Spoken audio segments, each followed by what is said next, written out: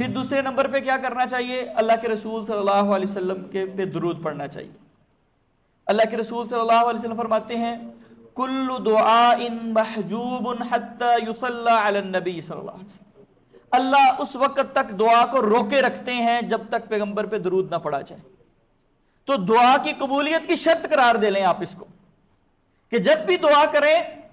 سب سے پہلے اللہ تعالیٰ کی حمد بیان کریں، اس کی تعریف بیان کریں، اور پھر اس کے نبی پہ درود پڑھیں، پھر دعا کی قبولیت میں جو ہے انشاءاللہ اس کے امکانات بڑھ جائیں گے۔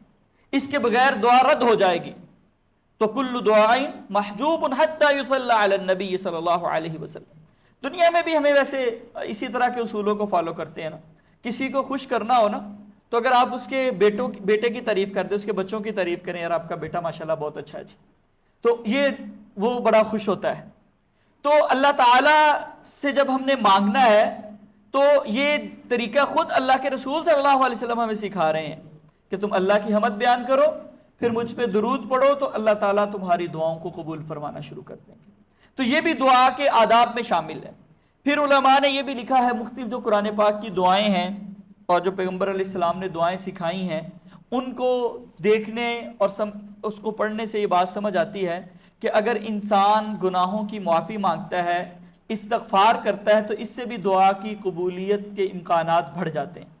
ویسے بھی انسان اللہ کے سامنے ہاتھ پھیلا کے کہتا ہے یا اللہ میں تو بڑا گناہ گار ہوں، اس قابل تو نہیں ہوں تجھ سے کچھ مانگوں، لیکن یا اللہ پھر بھی تجھ سے مانگنے کے لیے آ گیا۔ تو یہ اور ایک عاجزی کا اظہار ہو جاتا ہے کہ انسان جو ہے وہ اللہ تعالیٰ کے سامنے ہاتھ اٹھاتا ہے، ہاتھ پھیلاتا ہے، تو ہاتھ اٹھا کے دعا کرنا جو ہے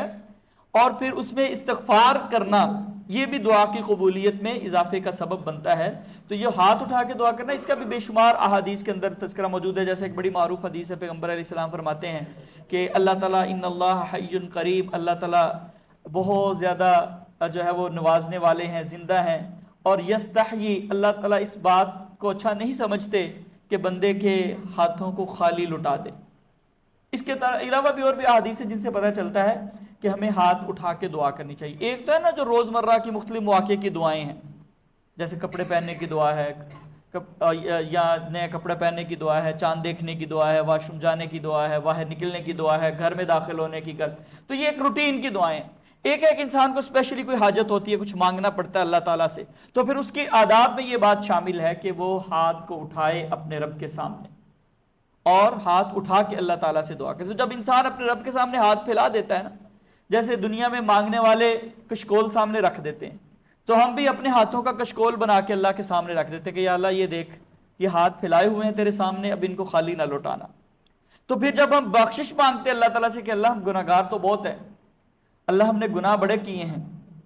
لا الہ الا انت سبحانک انی کنت من الظالمین، مچھلی کے پیٹ میں حضرت یونس کیا کہتے ہیں؟ لا الہ الا انت، اللہ تیرے علاوہ کوئی معبود نہیں، سبحانک تو بڑا پاک ہے،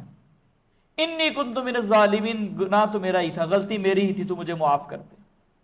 ویسے بھی یہ بات ذہن میں رکھیں اس نقطے کو کہ اللہ کے رسول صلی اللہ علیہ وسلم کی بہت ساری احادیث میں اس بات کا اشارہ موجود ہے، اور علماء نے اس میں بڑی تفصیل کے ساتھ یہ لکھا ہے کہ جو گناہ ہوتے ہیں نا وہ نیکیوں میں بھی اور اللہ تعالیٰ کی عطاؤں میں بھی رکاوٹ بن جاتے ہیں۔ وہ جو قرآن پاک کی آیت ہے نا کہ ما اصابکم من مصیبت فبما کسبت ایدیکم، جو تکلیفیں پہنچتی ہیں، پریشانیاں آتی ہیں، وہ تمہارے گناہوں کے سبب ہوتی ہیں، وَيَعْفُو عَنْ كَثِيرٌ، اور بہت سارے تو اللہ ویسے ہی نظر انداز کر دیتے ہیں۔ تو اس سے پتہ چلتا ہے کہ جو گناہ ہوتے ہیں نا وہ تکلیفوں کا باعث بنتے ہیں، وہ پریشانیوں کا باعث بنتے ہیں، مشکلات کا باعث بنتے ہیں۔ تو اب ہم مشکلات کو حل کروانے کے لیے جب دعا کرنے لگتے ہیں،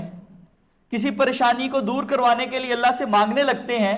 تو پہلے ان رکاوٹوں کو تو دور کرنا چاہیے نا، کیا خیال ہے؟ تو گناہوں کی معافی پہلے اللہ تعالیٰ سے مانگی جائے، اللہ تعالیٰ سے استغفار کیا جائے، اس سے بخشش کی دعا کی جائے، اس کے بعد پھر اللہ تعالیٰ سے اپنی بات سامنے رکھی جائے اور اللہ تعالیٰ سے جو ہے وہ دعا کی جائے۔ تو یہ بھی دعا کے آداب میں بھی شامل ہے، اور اس سے بھی جو ہے انشاءاللہ دعا کی قبولیت کے امکانات بڑھ جاتے ہیں۔